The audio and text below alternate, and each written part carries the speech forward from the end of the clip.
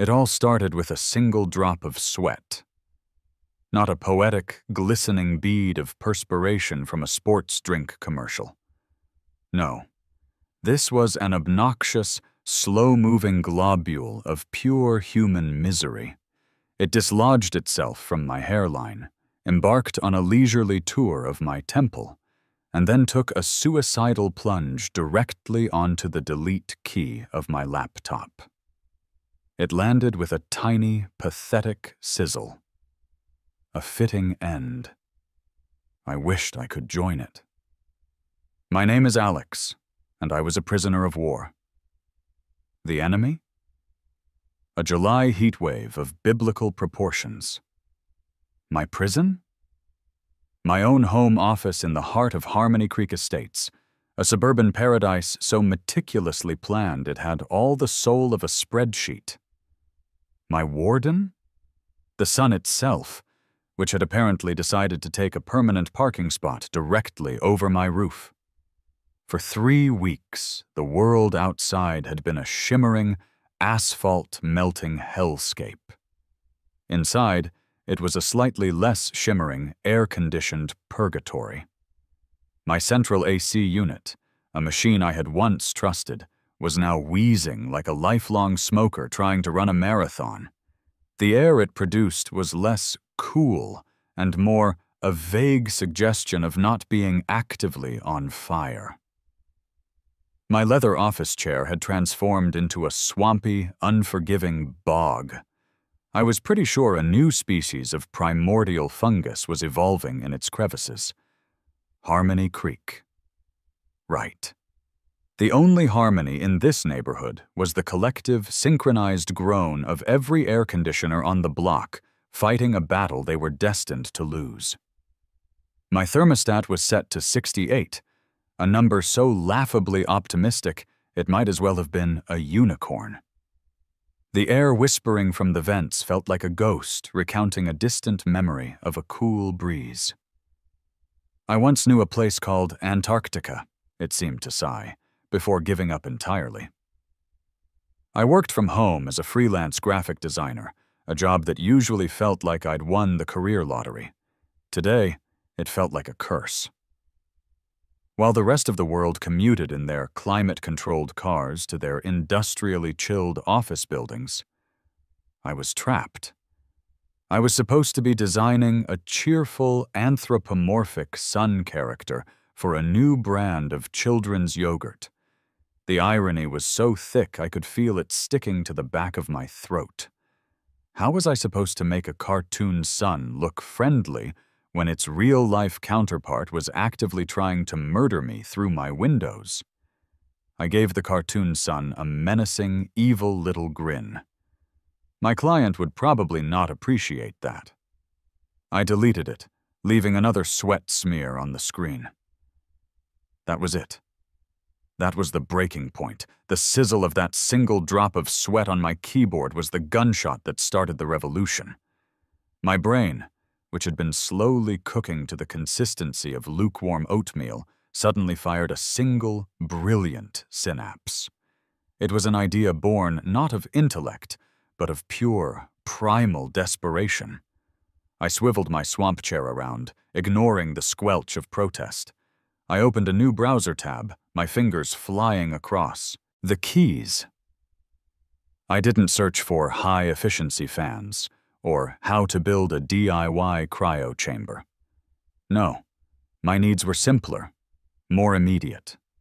I typed in, "Inflatable pool next day delivery." The screen was flooded with images of smiling families splashing in cerulean blue vinyl paradises. It was a siren's call. I scrolled with the frantic energy of a man lost in the desert spotting an oasis. I didn't care about cup holders or built-in benches. I had only 2 criteria: big and fast. I found it in under a minute. The Summer Serenity Splash Zone XL. It was a glorious, offensively blue behemoth, 10 feet across and 30 inches deep. The picture showed 4 full-grown adults lounging in it, with enough room to host a small naval battle. Perfect. I clicked "Buy now" with a sense of delirious, heat-stroked clarity. I paid for expedited shipping. My fate was sealed. Help was on the way. The next afternoon, a giant cardboard box landed on my porch with a heavy thud. It was like a relief package dropped into a disaster zone. I tore it open, my hands clumsy with anticipation. I unrolled the vast expanse of blue vinyl on my perfectly manicured, HOA-approved fescue lawn. The plastic smelled of chemicals and freedom. I spent the next hour wrestling with the air pump, a high-pitched whine that was the soundtrack to my impending salvation. The pool slowly, majestically, rose from the grass like a magnificent plastic kraken. It was larger and even more garishly blue than I had imagined. It was beautiful. Filling it with the garden hose felt like a sacred ritual. As the water level crept up, I could feel the ambient temperature in my backyard dropping by what felt like 20 degrees. When it was full, I turned off the spigot, a profound silence descending upon the yard. I went inside, changed into my swim trunks, grabbed a beer from the fridge, and walked back out. This was it, the moment of truth. I stepped into the water. It wasn't cold, not really. It was lukewarm, the water having been baked by the sun for the last hour. But it didn't matter. It was wet. It was a different state of matter from the soupy air I had been breathing. I sank down to my shoulders, the water sloshing gently around me. I leaned back against the inflatable wall, took a long pull from my beer, and closed my eyes. For the first time in 3 weeks, I wasn't sweating.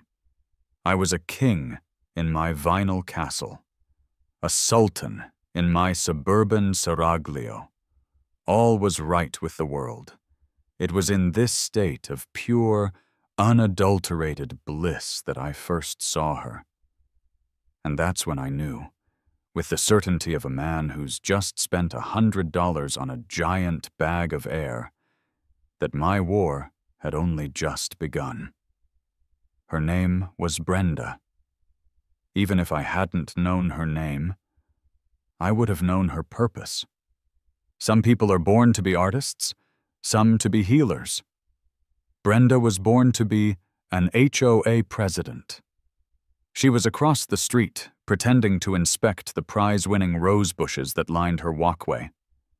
It was a masterful performance of casual gardening, but her cover was blown by one fatal flaw: her eyes.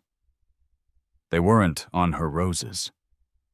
They were locked on my backyard, 2 beige-tinted lasers of pure, unadulterated disapproval. Brenda was the sentinel of suburban misery. She moved through our neighborhood not like a resident, but like a patrol officer conducting a sweep. Her wardrobe consisted entirely of various shades of beige, tan, and ecru, a strategic camouflage designed to blend in with the uniform siding of our houses. She had a ramrod-straight posture that suggested she was constantly clenching every muscle in her body in righteous indignation. And she was never, ever without her clipboard. I was convinced it was surgically attached to her forearm, its pages filled with the tiny, joy-killing sins of her neighbors. Grass blade at 3.1 inches. Violation. Mailbox showing signs of non-regulation cheerfulness. Violation. Wind chime producing unapproved, whimsical tones. Violation. Her gaze could curdle milk from 50 yards. And right now, that gaze was aimed directly at my magnificent blue oasis. I knew I had a choice. I could sink down, pretend I hadn't seen her, and hope she mistook my pool for a downed weather balloon. Or I could lean into it. I leaned. Raising my beer in a mock toast, I gave her my most dazzling, carefree smile and a cheerful little wave. "Hot one today, Brenda," I called out. Her expression didn't change, but I saw the subtle tightening around her eyes. It was the look of a predator that has just identified its prey. She didn't wave back. Instead, she made a small, deliberate note on her clipboard with a decisive flick of her pen. The sound seemed to echo across the manicured lawns between us. The battle lines, previously invisible, were now drawn in bright, shimmering ink. Feeling defiant, I took another long, loud, obnoxious sip of my beer, letting out an exaggerated "ah" of satisfaction. Two could play at the game of passive aggression. The official declaration of war arrived the next morning. It wasn't delivered by a rider on horseback, but by our friendly neighborhood mail carrier, who unknowingly placed the instrument of my doom squarely in my mailbox. It was a crisp, cream-colored envelope distinguished from the usual junk mail by the embossed logo in the corner, a stylized tree, and two identical houses, the official crest of the Harmony Creek Homeowners Association. My heart sank.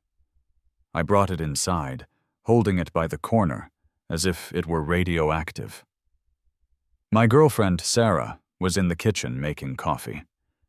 She was the voice of reason in my life, a calming influence that usually kept my more chaotic impulses in check. She saw the envelope in my hand, and her shoulders slumped in preemptive exhaustion. "Oh no," she said. "What did you do?" "Me? Nothing.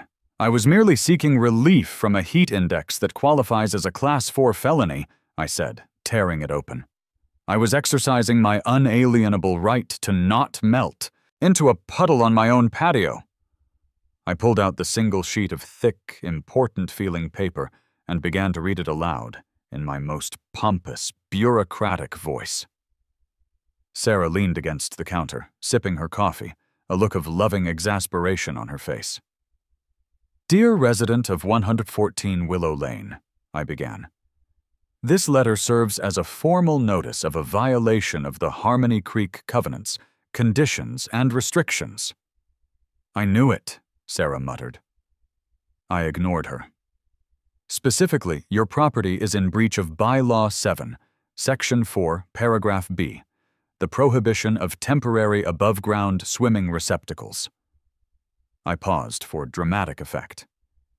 Temporary above-ground swimming receptacles. They make it sound like I've installed a pop-up nuclear reactor in the backyard. It's a $70 bag of air and water, Sarah. "Alex, you knew the rules when we moved in," she said, her tone gentle but firm. "The book they gave us was like 1,000 pages long. I'm pretty sure it's in there somewhere." 1,000 pages of how to crush the human spirit, maybe," I grumbled, scanning the rest of the letter. "Please be advised that failure to rectify this violation within 48 hours will result in an initial fine of $100, $100, with subsequent fines to be levied for each additional day of non-compliance. We appreciate your cooperation in maintaining the aesthetic integrity of our community. Sincerely, Brenda," I finished, my voice dripping with disdain. "Aesthetic integrity? My pool has a picture of a smiling dolphin on it. That's peak aesthetics." "Just take it down, Alex," Sarah said, rinsing her mug. "It's not worth a $100 fine. Please, before she escalates this into a full-blown neighborhood incident." "Fines? For seeking relief from what feels like the surface of the sun? This is a human rights issue, Sarah. This is my Geneva Convention." She just shook her head, a small smile playing on her lips. She kissed my cheek. "My brave little revolutionary, just deflate the pool before I get home from work, okay?" She grabbed her bag and headed for the door, leaving me alone with my violation notice and my righteous indignation. She was right, of course. I was defeated. I trudged out to the backyard and looked at my beautiful blue pool, which was already warming unpleasantly in the morning sun. With a heavy sigh, I pulled the plug.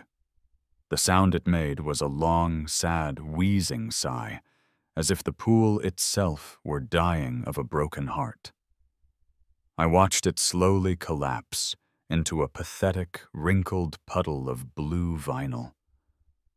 The smiling dolphin was the last part to go, its cheerful face contorting into a grotesque grimace before disappearing into a fold. I stood there for a long time, staring at the damp circle on the grass where my joy used to be. The heat was already starting to feel oppressive again. Brenda had won. The beige bureaucracy had triumphed over my pursuit of happiness. But as I stood there, stewing in my own sweat and resentment, a new thought began to bubble up from the depths of my heat-addled brain. It was a small, mischievous little spark. Brenda and her bylaws had outlawed a temporary pool. The letter was very specific. The language was her weapon, but it was also her weakness. What if I could use that language against her? I went back inside to the scene of my initial crime, my laptop. I didn't open my Yogurt Sun design file. Instead, I opened a new browser window. My fingers hovered over the keyboard. I typed HOA rule loopholes, then creative compliance, then malicious compliance. I went down a rabbit hole of legal forums, homeowner horror stories, and petty revenge blogs. I read about a man who, when told his trash cans couldn't be visible from the street, built a 10-foot-tall fence around them. I read about a woman who, cited for an unapproved pink door, painted her entire house the exact same shade of pink. These were my people. These were my heroes. My search eventually led me to an unexpected corner of the internet. Farming supply websites. I was scrolling through pages of electric fencing, chicken coops, and hay balers when I saw it, and my entire world shifted on its axis. It was simple. It was unpretentious. It was beautiful. It was a galvanized steel, 300-gallon, circular livestock watering trough. The website called it a stock tank. It was 8 feet wide and 2 feet deep. It was heavy. It was permanent. It was, most importantly, not a temporary above-ground swimming receptacle. A slow, mischievous grin spread across my face. It wasn't a pool. It was agricultural. It was rustic. It was durable. It was decor. My masterpiece. Brenda wanted to play by the book? Fine. I was about to check out a whole new chapter from the library of petty revenge. The first step in any brilliant, ill-advised plan is a phone call. I found the number for a place called Tractor and Feed Co., a store located about 40 miles outside the sterile confines of Harmony Creek, in a land where people probably didn't get fined for having cheerful mailboxes. I dialed, a nervous energy buzzing under my skin. The phone was answered on the second ring by a voice that sounded like it gargled with gravel and whiskey for breakfast. Tractor and Feed, Dale speaking. Hi, Dale, I said, trying to sound casual, like a guy who buys farm equipment all the time. I'm calling to inquire about one of your products. Shoot, he grunted. Right, so you have a stock tank.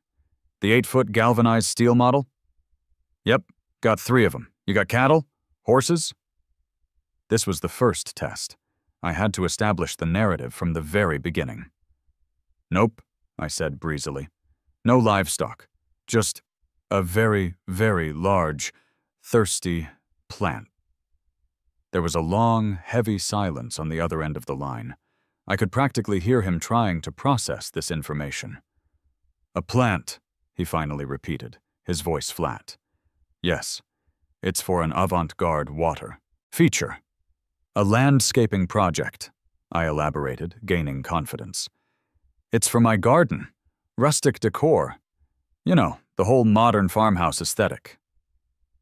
I felt a little thrill of pride at how plausible that sounded. HGTV had taught me well. Another pause, this one even longer than the first. I pictured Dale on the other end, a burly man in a flannel shirt and a faded baseball cap, scratching his beard in profound confusion. A what? Farmhouse aesthetic, I repeated, a little louder. It's very popular in the suburbs right now. Right, he said, the single word carrying a universe of doubt. Farmhouse. Well, this'll hold about 300 gallons for your fern. You want delivery? Yes, absolutely, I said, relieved. We arranged the details. As I was about to hang up, he cleared his throat. Hey, buddy, he said. Just a piece of advice. Yeah? Don't matter how thirsty your plant is, you're gonna want to treat that water. It'll get funky on you. Real quick. Thanks for the tip, Dale, I said, hanging up the phone with a triumphant grin. Phase 1 was complete. The package was en route. Phase 2, however, presented a more immediate logistical problem. An 8-foot-wide, 200-pound metal tub was not something I could just casually toss into my backyard. My back ached just thinking about it. This was a job for a professional. I pulled up a local community app, the one usually reserved for finding babysitters or complaining about people who don't pick up after their dogs. I scrolled through the handyman services section until I found a promising entry. Gus's Contracting. No job too big, small, or weird. The profile picture was a blurry photo of a man with a magnificent walrus mustache holding up a very large fish. This was my guy. I called the number. Gus answered with a cheerful, "Gus here?" I explained, as vaguely as possible, that I needed a large, heavy, circular metal object moved from my driveway to my backyard. "What kind of object we talking about?" he asked. "Well," I hedged, "it's a piece of landscaping decor." "Uh-huh. Like a big statue? A boulder?" "More like a basin. A large metal basin." Gus agreed to come by in an hour to give me an estimate. When his slightly rusted but impeccably clean pickup truck pulled into my driveway, a man who was the living embodiment of his profile picture hopped out. He was built like a retired linebacker, with a friendly, weathered face and that spectacular mustache. He carried a tape measure on his belt and had a pencil tucked behind his ear. He surveyed the path to my backyard, a narrow walkway between my house and my neighbor's fence. "All right, so where's this basin?" he asked, making air quotes with his fingers. I took a deep breath. There was no point in trying to fool a man like Gus. "Okay, look," I said, deciding honesty was the best policy. "It's a stock tank, a livestock watering trough." Gus stopped and turned to look at me, his eyebrows raised. "Let me get this straight. You want me and my dolly to haul a cow trough into your backyard, and you ain't got no cows." "It's landscaping," I insisted, my voice sounding weak even to my own ears. He chuckled, a deep, rumbling sound. "Son, I've been landscaping for 30 years. I've installed French drains. I've built retaining walls. I've laid more sod than a golf course. Never once has a client asked for a cow trough. What's the real story?" I was losing him. I could see the skepticism in his eyes. It was time to play my trump card.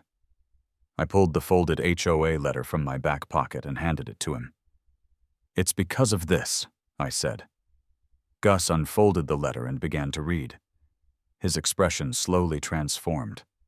It started with confusion, which then morphed into dawning comprehension, and finally settled into a look of pure, unadulterated delight. He looked up from the page, a huge grin spreading across his face, making his mustache twitch. "Bylaw 7, Section 4, Paragraph B," he read aloud, his voice full of mirth. The prohibition of temporary above-ground swimming receptacles. Oh, that's Brenda for you. My jaw dropped. You know Brenda? Know her? Gus roared with laughter. Everybody in the contracting business knows Brenda. I did a fence for a guy over on Elm Street a couple years back. She came out and measured the slats with a laser measure. A laser? Said one of them was a 1/16 of an inch too wide. A 1/16? We had to replace the whole panel. I swear that woman's got a spirit level for a soul. He handed the letter back to me, his eyes twinkling with a newfound camaraderie. Son, he said, clapping me on the shoulder with a hand the size of a dinner plate. I was gonna charge you $200 for this job. He paused, looking me square in the eye. But for you? For this? I'll do it for half price. He leaned in conspiratorially. This ain't just a job, kid. This is a public service. And I am proud to be a part of it. An alliance was forged. A beautiful, mustache-adorned, HOA-hating alliance. The Trough wasn't just my project anymore. It was our project. And it was going to be glorious. Delivery day arrived with all the pomp and circumstance of a royal visit. If the royals were large, metallic, and agricultural, a flatbed truck that looked like it had wrestled a few tractors in its day rumbled down our pristine suburban street and hissed to a stop in front of my house. The driver, a lanky guy in a sweat-stained t-shirt, hopped out and began undoing the straps holding my magnificent prize. It was even more majestic in person. A gleaming silver disc, 8 feet in diameter, reflecting the morning sun with a blinding intensity. It looked like a UFO that had gotten lost on its way to Roswell and decided to settle down in a quiet cul-de-sac. And, of course, she was watching. Brenda's beige curtains twitched. I didn't even have to see her face to know she was there, her clipboard probably already in hand, her mind racing, to find a bylaw that covered unidentified farming objects. I gave her window a cheerful little salute. Gus arrived moments later in his pickup, rubbing his hands together with glee. "She's a beaut, Clark," he bellowed, quoting a line from Christmas Vacation. The reference was lost on the delivery driver, but I appreciated it. "All right, let's get this beast off the truck," Gus declared. What followed was a masterclass in physical comedy that would have made Buster Keaton proud. The Trough was heavier and more awkward than either of us had anticipated.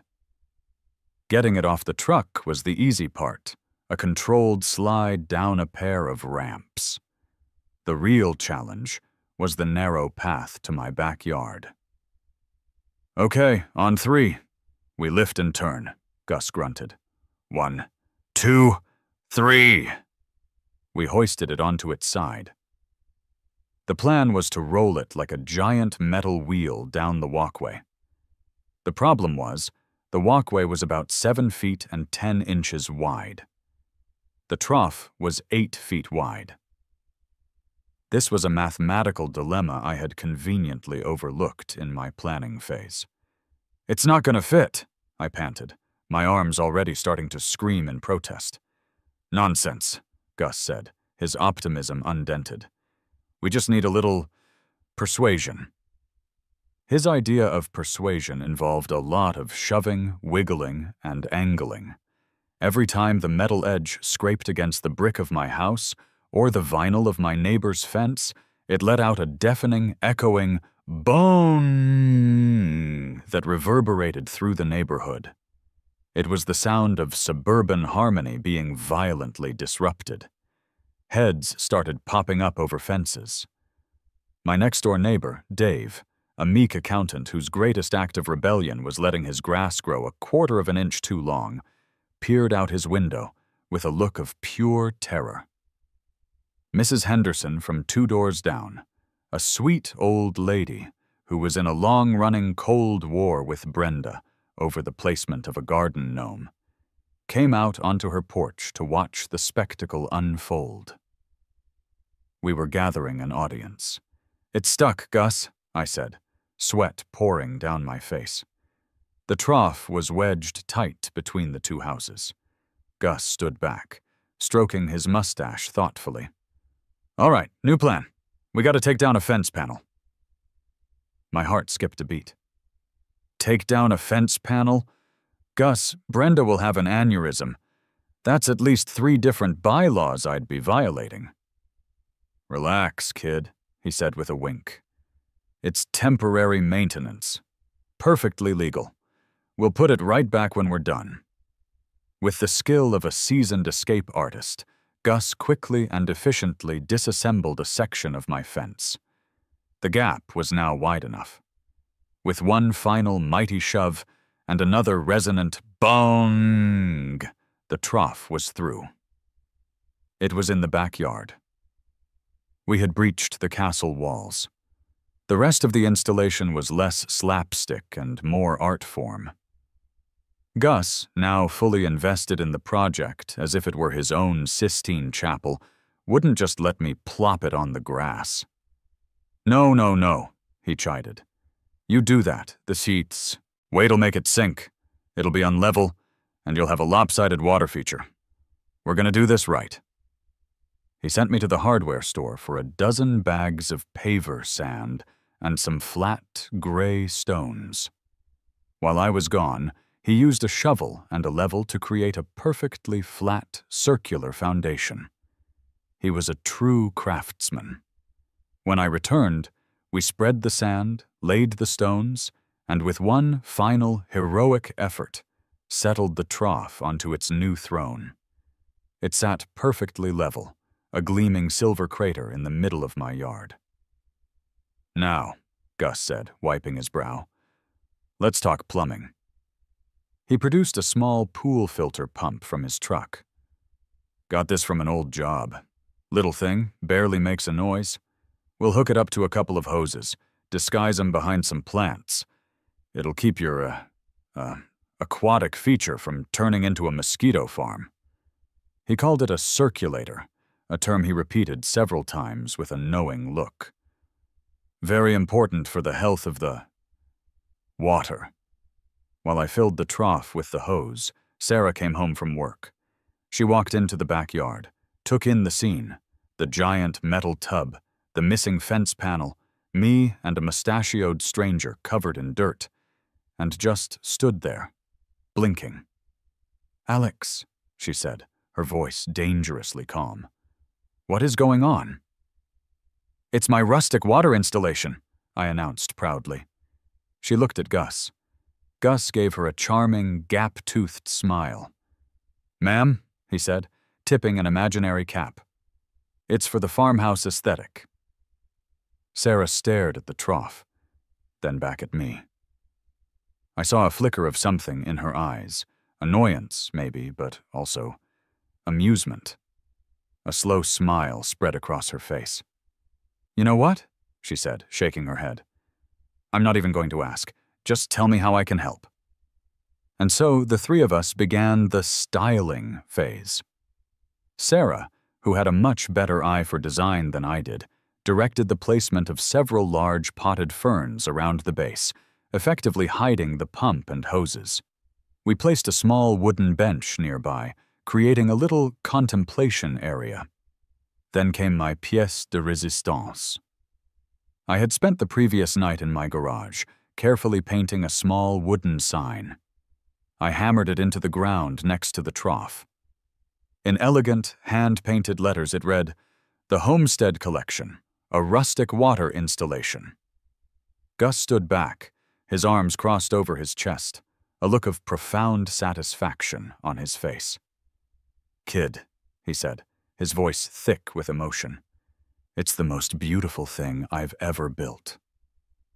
The fence panel was reinstalled, the tools were packed away, and Gus was paid, his discounted rate plus a hefty tip and a 6-pack of beer. We shook hands. It wasn't the handshake of a client and a contractor. It was the handshake of two co-conspirators, two soldiers who had survived a battle together. "You call me if Brenda gives you any more trouble," he said as he left. "I've got a whole truck full of rustic ideas." After he was gone, I stood alone in my backyard, gazing at my creation. The water was still and clear, reflecting the blue sky. It was absurd. It was audacious. It was perfect. I changed into my swim trunks and stepped in. The cold shock of the galvanized steel against my skin was a jolt of pure, unadulterated victory. The water was crisp and cool. It was 1,000 times better than the flimsy vinyl pool. This was solid. This was real. This was a statement.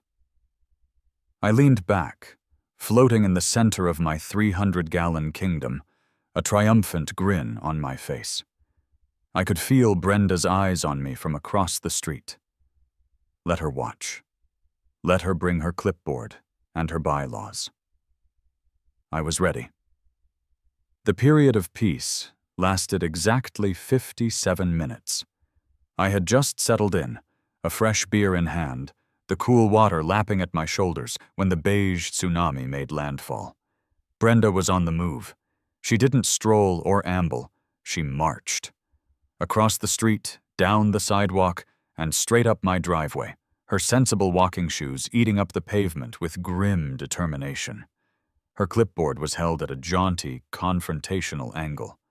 Sarah, who had been watching from the kitchen window, slid the back door open. "She's here," she whispered, as if announcing the arrival of a visiting dignitary from a hostile nation. "Alex, be nice.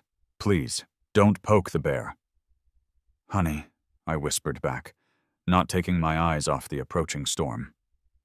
"That's not a bear. That's a highly organized, beige-colored hornet's nest. And I've already whacked it with a stick. Poking is all I have left." Brenda rounded the corner into the backyard and stopped dead. She froze, her entire body going rigid. Her eyes darted from the gleaming metal trough to the hand-painted sign. To me, lounging in the water like a Roman emperor in his bath. For a moment, she was speechless, her brain apparently short-circuiting as it tried to categorize what it was seeing. It was a glorious moment of pure, unadulterated confusion. I decided to break the silence. "Brenda!" I called out, my voice booming with false bonhomie. "So glad you stopped by. Come to admire my new garden project." I gestured grandly at the trough. "Isn't it something? It's a stock tank. Very agrarian chic, don't you think?" She finally found her voice. It was tight, clipped, and vibrating with suppressed rage. "Alexander, what is that?" "I just told you," I said, smiling brightly. "It's the centerpiece of my new landscape design. I'm calling it the Homestead Collection. It's a rustic water installation." "It's a pool," she hissed, taking a step forward.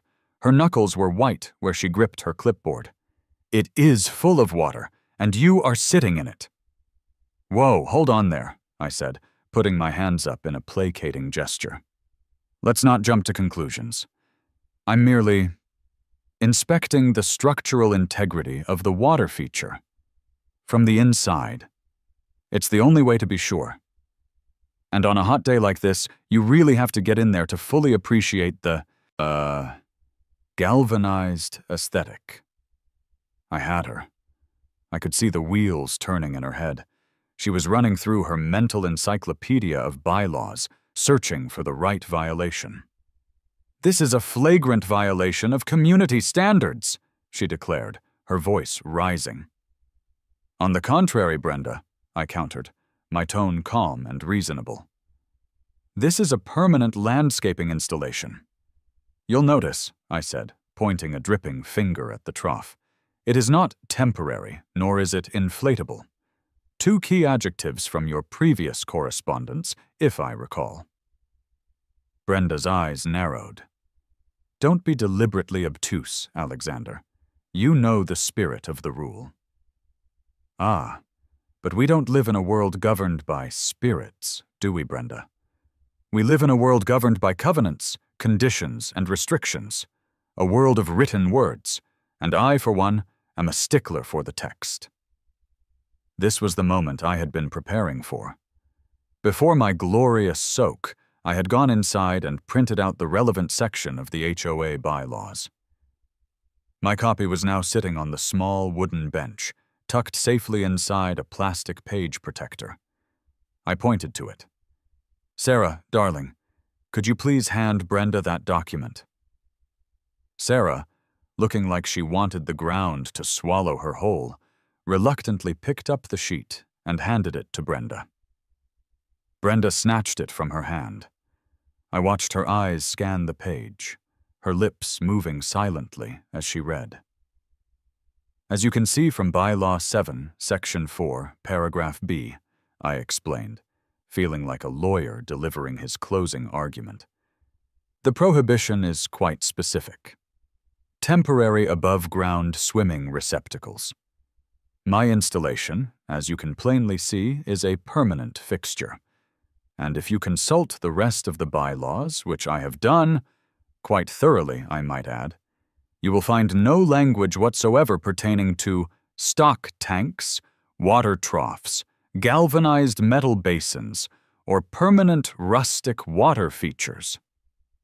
I leaned back and took a triumphant sip of my beer. "Checkmate," Brenda was sputtering. She was a creature of rules and regulations, and I had used her own sacred texts against her. She was trapped in a loophole of my own design. This is absurd. It's an eyesore. It's for cows." "I believe the preferred term is livestock," I corrected gently. "And I think it adds a certain je ne sais quoi to the yard. Besides, beauty is in the eye of the beholder. I saw something similar on HGTV. It's the modern farmhouse trend. Very popular. I'm actually increasing my property value." She stared at me, her face a mask of pure fury.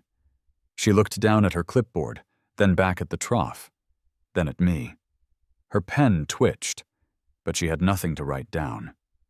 I hadn't broken a single, solitary rule. I had followed her precious book to the letter. With a sound that was somewhere between a gasp and a growl, she spun on her heel.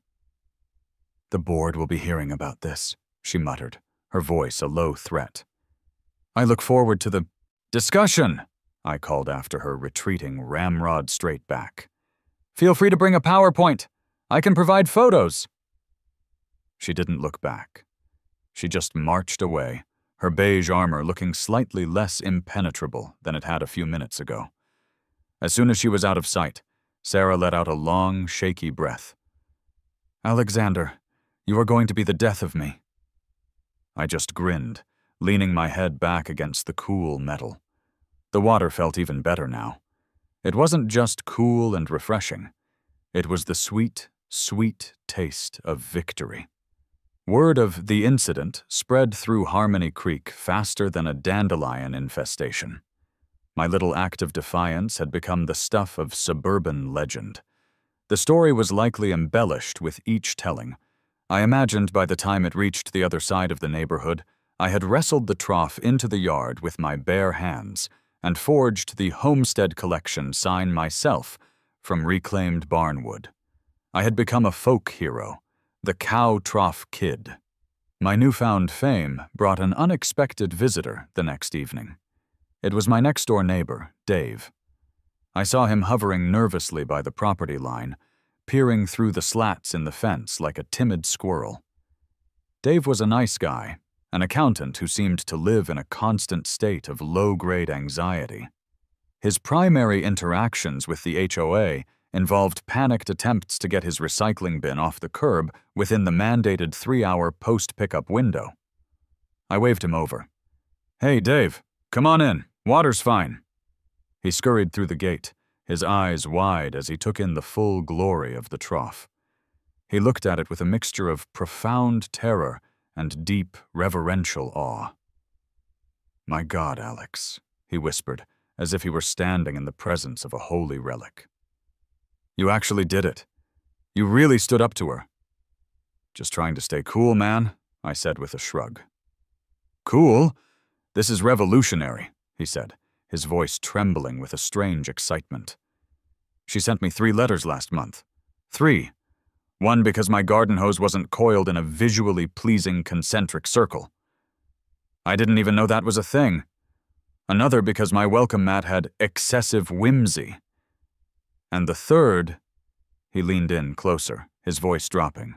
The third was because my son's chalk drawing on the driveway was not a pre-approved shade of blue. I stared at him. You're kidding me. I wish I was, he said, shaking his head. We had to wash it off immediately. My 6-year-old was heartbroken.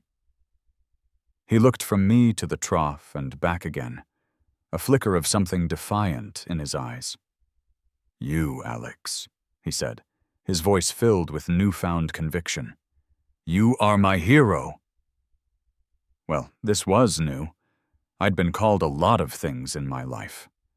Smart Alec by my teachers, a handful by my parents, the guy who keeps leaving his mugs in the sink by Sarah. But hero? That was a first. To celebrate my newfound status as a suburban freedom fighter, I decided to push my luck. That Saturday, I hosted a small backyard barbecue. Just me, Sarah, Dave, and his wife, Janet, and a couple of other friends from the neighborhood who had heard the story and wanted to see the legendary trough for themselves. The vibe was fantastic. We grilled burgers, the kids, Dave's, not mine, splashed happily in the water installation, and the adults lounged in lawn chairs, sipping cold drinks. For a few hours, my backyard was the epicenter of a quiet, joyous rebellion. We were the resistance, and our headquarters was a 300-gallon stock tank. Of course, it couldn't last. Brenda, whose powers of surveillance would make the CIA blush, must have seen the gathering. To her, this wasn't a friendly barbecue. This was an unsanctioned assembly of dissidents. This was an illegal pool party. Her next move was as predictable as it was desperate. She called the cops. We heard the siren first, a distant wail that grew steadily closer until it was clear it was stopping on our street. The music immediately went silent. The laughter died. Dave looked like he was about to have a heart attack. A few minutes later, 2 police officers appeared at my side gate, which I had conveniently left open. One was older, with a weary, seen-it-all expression etched onto his face. His name tag read Miller. His partner was younger, taller, and had a look of barely suppressed amusement. His tag read Davis. Evening, folks, Officer Miller said, his voice flat and tired. He scanned the scene. The grill, the half-eaten burgers, the kids in their swimsuits, and the giant metal tub at the center of it all. We received a call about a loud, unsanctioned pool party with an illegal structure. I stepped forward, wiping my hands on a napkin. Evening, officers. I'm Alex. I own the place. There must be a misunderstanding. Is that so? Miller said, raising a skeptical eyebrow. Absolutely, I said, putting on my most charming, law-abiding citizen face. This is just a quiet family barbecue. And that, I said, gesturing to the trough, is not a pool. It's a decorative stock tank. It's for ambiance. Officer Davis, the younger one, coughed. It sounded suspiciously like a laugh. Ambiance, he repeated, his lips twitching. Right, and you're all ambiently sitting in it. We're testing it for leaks, I replied smoothly, without missing a beat. You can't be too careful with these high-end rustic installations. Officer Miller sighed, the sound of a man who was profoundly tired of neighborhood disputes. "Sir, can you and your family please get out of the ambiance?" We all dutifully climbed out of the trough. Miller walked over to it, rapping his knuckle against the side. It made a dull thunk. He peered inside, then walked around it, inspecting Gus's handiwork. I calmly and politely explained the whole situation. The heat wave, the inflatable pool, the HOA letter, my brilliant loophole. I even pointed out the Homestead Collection sign. By the time I was finished, Officer Davis was openly grinning. Officer Miller, however, remained impassive. He walked back to the edge of my patio and spoke into his shoulder radio. His voice was a low, professional monotone, but the words were pure gold. "Dispatch, this is Car 12. Arrived at the scene on Willow Lane." A pause. "Yeah, it appears to be a civil dispute between a homeowner and his HOA." Another pause. I leaned in, trying to hear the dispatcher's question. "Negative, no illegal structure. It's under the city's depth and size requirements for fencing." A final, long pause. Officer Miller sighed again, a sound that conveyed the weight of the universe. "Yeah, it's a cow trough. No, seriously. A cow trough. We're clear. Over and out." He turned back to me.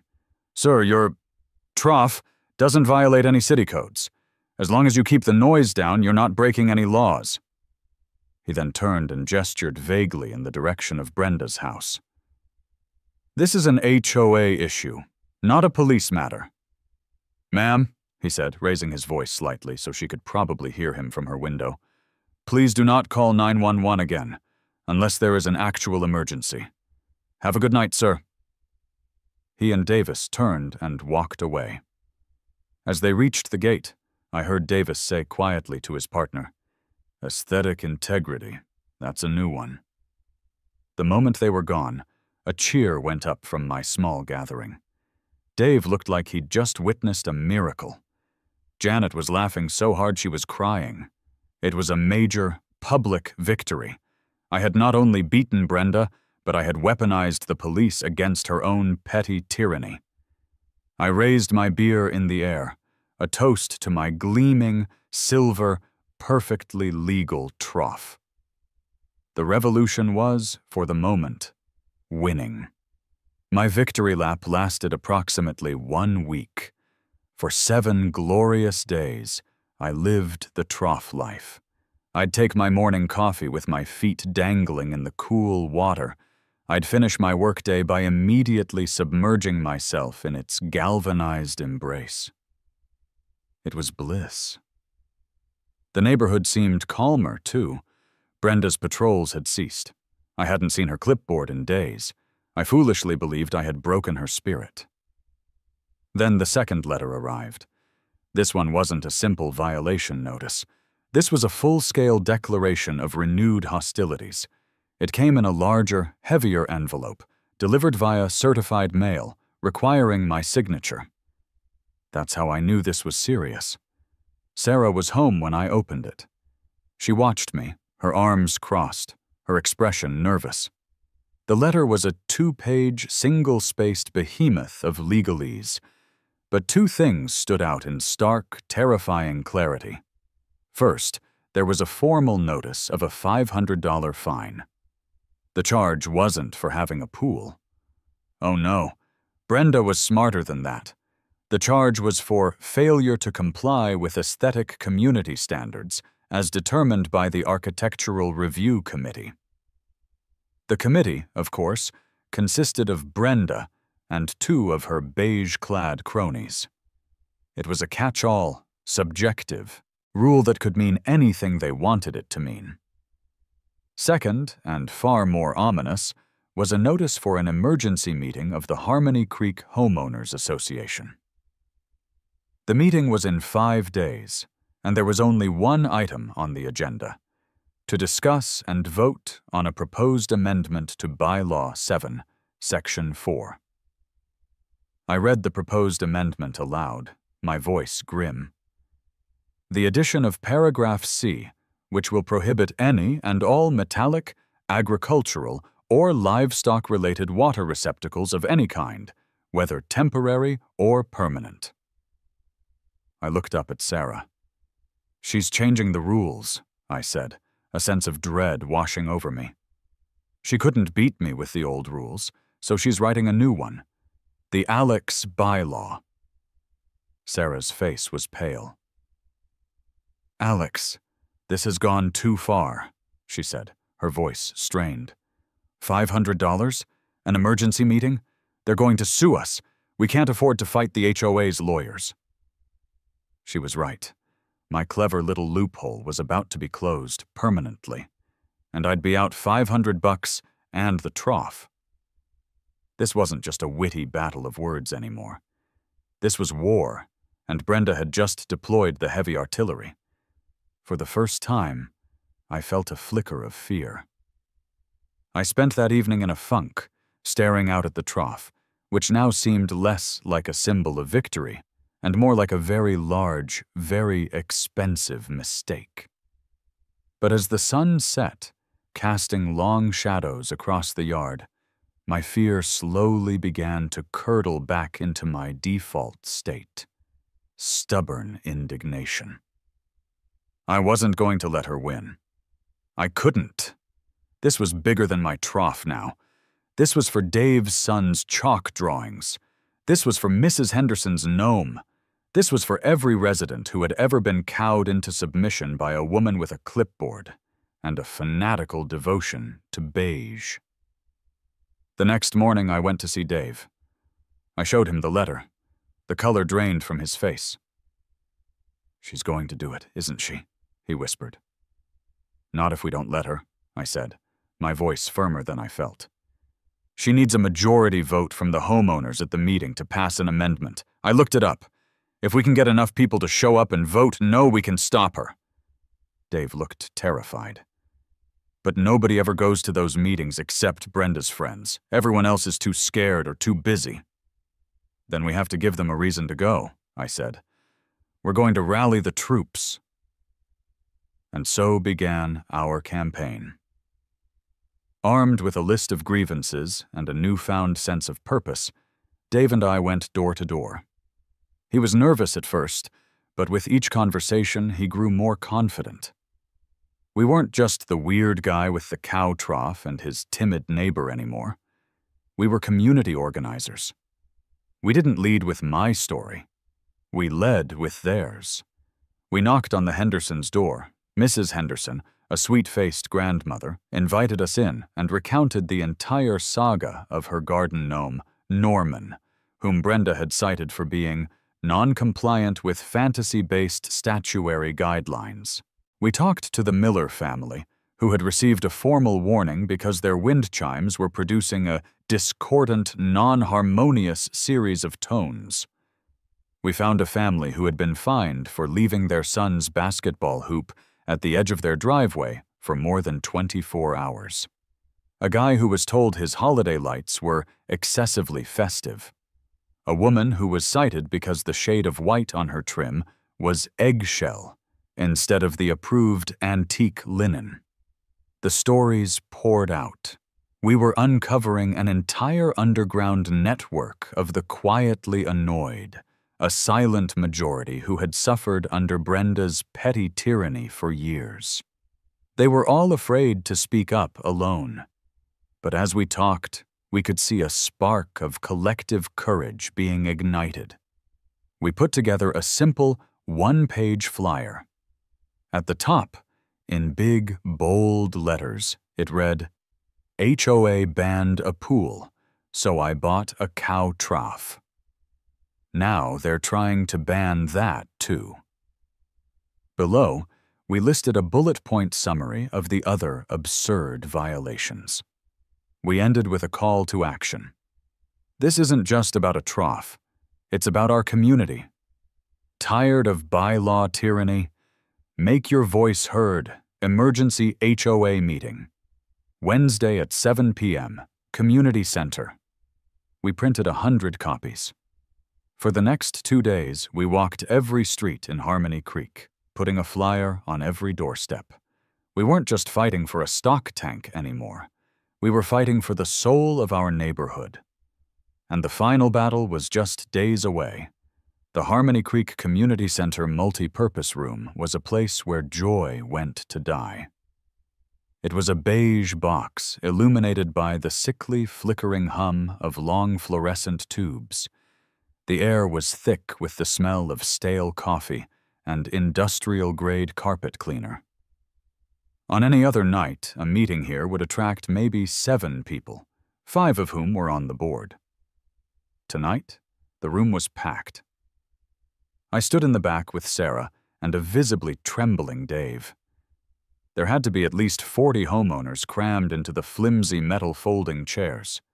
It was a sea of unfamiliar faces, united by our flyer and a shared sense of grievance. I saw Mrs. Henderson clutching her purse, her gnome defending honor on the line. I saw Mr. Miller of the discordant wind chimes.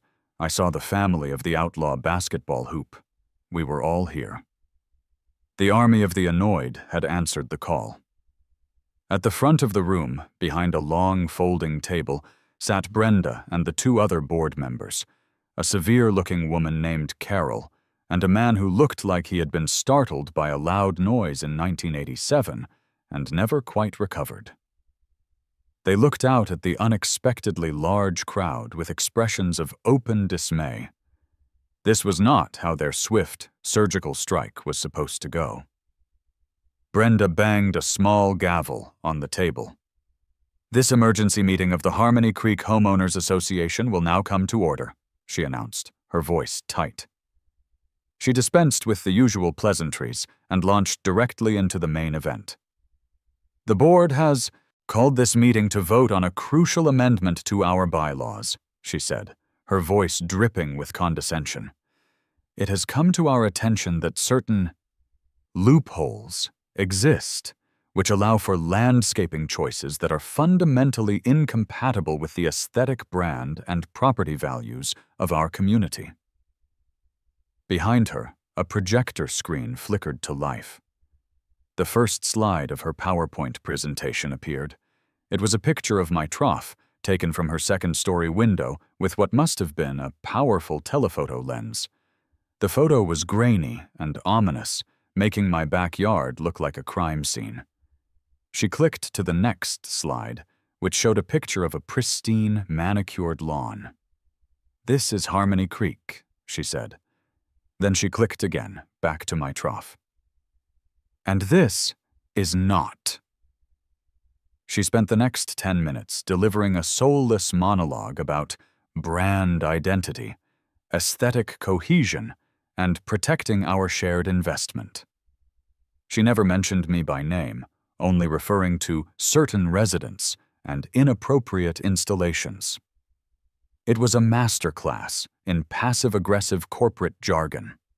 She was trying to frame this as a simple business decision, a necessary update to protect their assets. She was framing us not as neighbors, but as shareholders in a corporation whose stock was about to plummet because of a cow trough. When she finished, she looked out at the silent room, a smug little smile on her face. "The floor is now open for a brief period of discussion before we vote," she said, clearly expecting no one to speak. My hand shot up. Brenda's eyes locked onto mine. Her smile vanished. "The board recognizes Mr. Alexander." I walked to the front of the room, my heart pounding in my chest. I hadn't prepared a speech. I just knew I had to say something. I turned to face the crowd. "Hi, everyone," I started, my voice a little shaky. "I'm Alex, and that's my cow trough." A few people chuckled, and the tension in the room lessened slightly. "And let's be honest," I continued, finding my rhythm. "It's kind of ridiculous. I know that. But I got it because it was 100 degrees, and my first pool, a temporary, inflatable one, was banned. I read the rules, and I found a loophole. A silly loophole for a silly situation. I paused and took a breath. But Brenda's right about one thing. This isn't about my trough anymore. It's about a much bigger question. What kind of community do we want to live in? I looked over at Mrs. Henderson. Is this a community where a grandmother can't put a cheerful gnome in her own garden? Is this a place where a family gets a formal warning because the wind chimes they love sound discordant to someone else? I saw heads nodding around the room. I was connecting. Look at this room, I said, my voice growing stronger. Look at this beige, soulless box. This is the aesthetic cohesion they're talking about. It's sterile. It's impersonal. They want to turn our neighborhood into this room, a place where every corner is the same, every mailbox is the right shade of beige, and every ounce of personality is scrubbed away because it might offend the brand identity. I don't know about you, but I didn't move here to live in a corporation. I moved here to have a home, to have neighbors, to live in a place where my kid, if I had one, could draw on the driveway with the wrong color of blue chalk without it triggering an international incident. The room was buzzing now. Murmurs of agreement rippled through the crowd. They want you to vote for this amendment to protect your property values, I said, lowering my voice for the finish. But I'm asking you to vote against it to protect our community's soul. Vote no on this amendment. Vote for the freedom to be a little bit rustic. Vote for the right to cool off on a hot day. Vote for the gnomes. I walked back to my seat as a wave of applause broke out. It wasn't thunderous, but it was real. Brenda's face was a stony mask of fury. Then Mrs. Henderson stood up. Then Mr. Miller. One by one, people rose to voice their own stories, their own frustrations with the board's petty tyranny. The dam of silence had broken. Flustered and angry, Brenda banged her gavel. That's enough! We will now vote on the amendment. All in favor, say aye. A few scattered ayes came from the front of the room, mostly from Brenda and her two board members. All opposed, say nay. A resounding nay thundered through the room. It was overwhelming. But Brenda wasn't giving up. The voice vote is inconclusive, she announced, her voice strained. We will proceed with a paper ballot. Carol passed around slips of paper and tiny pencils. The tension was unbearable as people scribbled their votes and folded them. Dave collected them in a cardboard box. He, Carol, and the other board member counted them silently at the front table. Brenda stood behind them, watching like a hawk. Finally, Dave walked to the center of the room, a slip of paper in his trembling hand. He looked at me and gave a tiny, almost imperceptible nod. The results are in, he announced, his voice cracking with emotion. On the proposed amendment to Bylaw 7, the nays have it. The vote is 25 to 15. The amendment fails. The room erupted, not into a wild cheer, but into a wave of relieved applause and happy, buzzing chatter. People were smiling, shaking hands, patting each other on the back. It was over. We had won. I looked to the front table. The other two board members looked shell-shocked. But Brenda just looked defeated. Her posture, for the first time since I'd met her, had slumped. The Sentinel had been relieved of duty. The rebellion was victorious. In the weeks following the Great Trough showdown, a quiet but profound change settled over Harmony Creek. Brenda was still the HOA president. Her term wasn't up for another year, but her power had been irrevocably shattered. The beige tyrant had been overthrown not by force, but by a landslide vote fueled by garden gnomes and a general sense of communal exhaustion. Her patrols ceased. The beige sedan that used to crawl through the neighborhood like a predator stalking its prey remained parked in her driveway. The flood of violation notices slowed to a trickle, and the ones that did go out were for legitimate issues, not crimes of aesthetic whimsy. She and I developed a new relationship, one of silent, mutual avoidance. When we saw each other at the mailbox, we'd give a tight, curt nod. It was the suburban equivalent of a Cold War truce, and I considered it a perfect resolution. My trough remained, a gleaming silver monument to the uprising. It was no longer just my weird backyard pool. It became a symbol.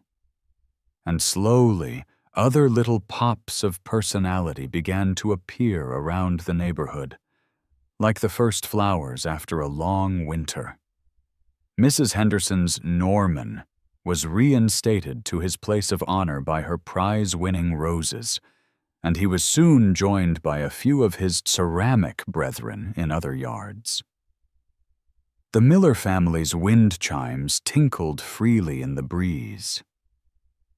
I even saw a mailbox painted a defiant, unapproved shade of forest green. We hadn't descended into anarchy. We had simply become a neighborhood again.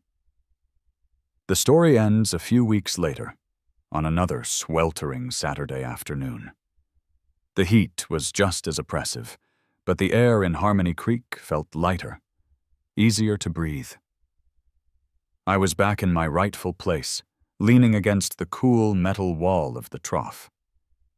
Sarah was beside me, reading a book, and Dave, my timid neighbor-turned-revolutionary compatriot, was floating on the other side. "You know," Dave said, taking a sip of his beer, "my wife, Janet, was furious with me for getting involved in all this. She thought Brenda would make our lives a living hell." He chuckled.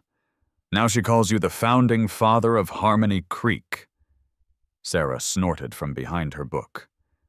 "Just don't let it go to your head," she said without looking up. "I'm not calling you Mr. President." "Wouldn't dream of it," I said with a grin, raising my bottle in a toast. "I'm just a guy enjoying his rustic decor." I leaned my head back and looked up at the perfect, cloudless blue sky. It was absurd, really. The whole ridiculous saga. It started with a single drop of sweat, a desperate desire to simply cool off. And somehow, through a series of increasingly stubborn and ill-advised decisions, I had accidentally started a suburban revolution. I hadn't just won the right to own a giant metal tub. I had, in some small way, helped turn a collection of houses governed by fear and beige back into a neighborhood filled with neighbors. The solar-powered fountain I'd added to the trough gurgled peacefully. The sound of children laughing echoed from a few yards over. I took a long, cool sip of my beer and settled deeper into the water. Perfectly cool, perfectly victorious, and perfectly at home in my galvanized steel kingdom.